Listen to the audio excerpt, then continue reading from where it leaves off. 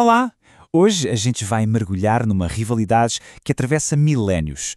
Mas olha, não como uma simples disputa aqui na Terra, e sim como um verdadeiro conflito cósmico.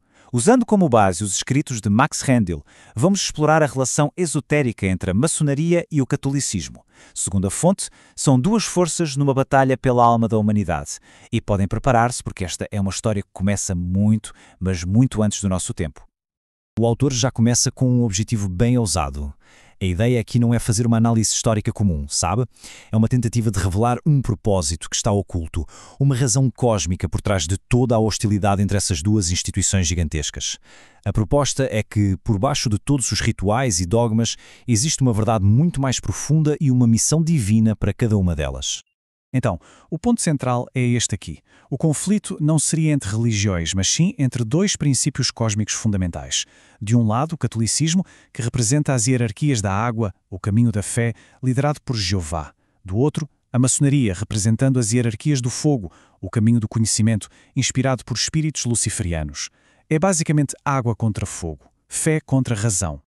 E para a gente entender essa batalha aqui na Terra, a gente precisa voltar lá atrás, mas bem lá atrás mesmo. A fonte defende que essa rivalidade não começou com a igreja ou com as lojas maçônicas. Não, ela começou na própria criação do nosso universo. A nossa análise da fonte nos leva por uma linha do tempo cósmica. Tudo começa na unidade do período Saturno, onde só existia calor. Depois, no período solar, o fogo explode em chama e traz a luz. Mas é no período lunar que o drama todo começa de verdade. A umidade aparece e a batalha entre os elementos, água e fogo, tem o seu início. E aqui está o ponto da grande divisão. Jeová, que é associado à água, queria usar esse elemento para criar formas para conter e apagar os espíritos do fogo. Em oposição a isso, uma minoria de anjos, ligados ao fogo e liderados por Lúcifer, simplesmente se rebelou. Eles se recusaram a aprisionar os espíritos e, em vez disso, buscaram um caminho próprio para a salvação, um caminho através do conhecimento. E aqui a gente vê as forças opostas bem organizadas. A hierarquia da água de Jeová usa a fé e a obediência para aprisionar o espírito, e tem o anjo Gabriel como seu agente. Do outro lado, a hierarquia do fogo de Lúcifer usa as obras e a razão para libertar o espírito, agindo através de Samael. Um traz a vida física, digamos assim, enquanto o outro traz a faísca do espírito que quer transcender essa vida. Ok, agora vamos sair um pouco dessa cosmologia toda e voltar para a Terra, para ver como esse conflito cósmico é personificado na lenda central da maçonaria, a construção do Templo de Salomão. E olha, isso não é só uma história, é uma alegoria muito profunda sobre a alma humana. Segundo essa lenda, a humanidade se dividiu em duas linhagens. Os filhos de Sete, que são os descendentes espirituais de Abel, representam o sacerdócio, o caminho da fé, da confiança em Deus. Já os filhos de Caim, que descendem do espírito do fogo, são os artesãos, os construtores, aqueles que acreditam no poder do trabalho e do conhecimento para mudar o mundo. Uns são guias espirituais, os outros são os mestres da indústria. O rei Salomão, nesse contexto, representa o auge da linhagem de Sete. Ele tinha toda a sabedoria divina para imaginar o plano magnífico do templo. Ele era o visionário, o canal da inspiração espiritual. O problema? A sabedoria dele era só conceitual. Ele não tinha a habilidade prática de construir aquilo que ele imaginava. E é aí que entra Hiram Abif, o maior expoente dos filhos de Caim. Ele é o mestre construtor, o artesão com a habilidade de transformar o sonho divino em uma realidade física, palpável. A lenda sugere que a espiritualidade de Salomão era inútil sem a habilidade prática de Hiram. O plano divino precisava dos dois. E então a rainha de Sabá entra em cena. Mas, atenção, não como uma figura histórica qualquer, e sim como um símbolo muito poderoso. Ela representa a alma coletiva da humanidade. É por ela que as duas forças, a Igreja, personificada por Salomão, e o Estado, personificado por Hiram, competem. E é exatamente aqui que a primeira tentativa de união falha. A humanidade, ou seja, a Rainha de Sabá, fica muito mais impressionada com os resultados visíveis, com o poder temporal de Hiram, do que com a sabedoria abstrata de Salomão. Isso acende o ciúme no coração de Salomão e toda aquela animosidade que estava adormecida entre os filhos de Sete e os filhos de Caim volta, contudo, colocando um fim na primeira chance de reconciliação. O clímax dessa lenda é a sabotagem da obra-prima de Hiram, o mar fundido. É aqui que os agentes da água usam o seu próprio elemento para apagar o fogo criador de Hiram. Eles jogam água no molde do metal derretido. O resultado, uma explosão violenta que simboliza a trágica incompatibilidade entre os dois caminhos naquele momento. Depois do fracasso dessa grande união cósmica, a narrativa muda de foco.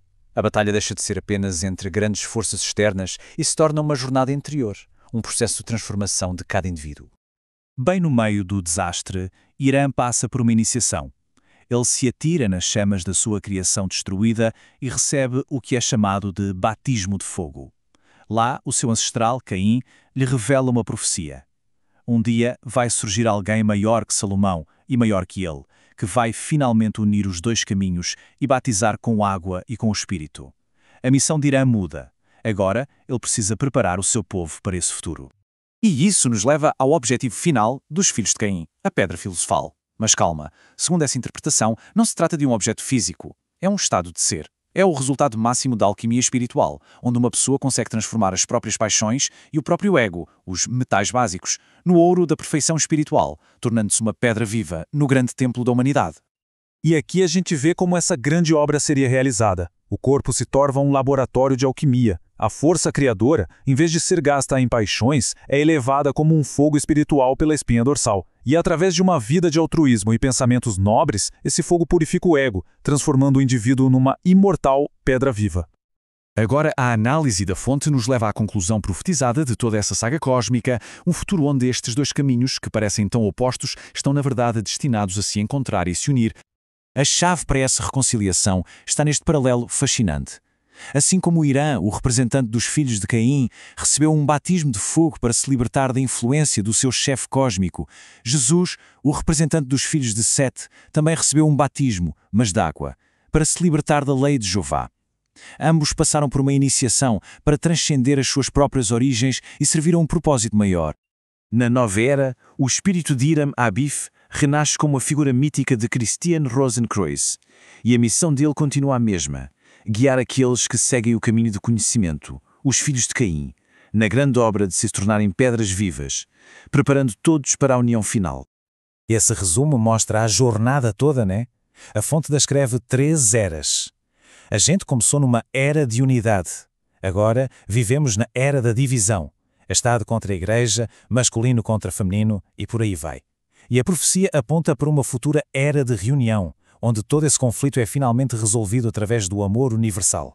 O resultado final, de acordo com essa visão, é a restauração da Ordem de Melquisedeque, um novo líder que combina o poder temporal de um rei com a sabedoria espiritual de um sacerdote, vai finalmente unir os dois caminhos. A fé dos filhos de Sete e as obras dos filhos de Caim serão harmonizadas e isso levará a humanidade a uma fase completamente nova de evolução. E assim, a análise dessa fonte tão complexa nos deixa com uma pergunta muito profunda. Se essa grande saga cósmica sobre a construção de um templo espiritual para a humanidade ainda está acontecendo, isso quer dizer que cada pessoa tem um papel a desempenhar. A questão é, qual é a contribuição de cada um para terminar essa grande obra? A resposta talvez esteja na escolha entre o caminho da fé e o caminho do conhecimento, ou, quem sabe, na unificação final dos dois dentro de cada um de nós.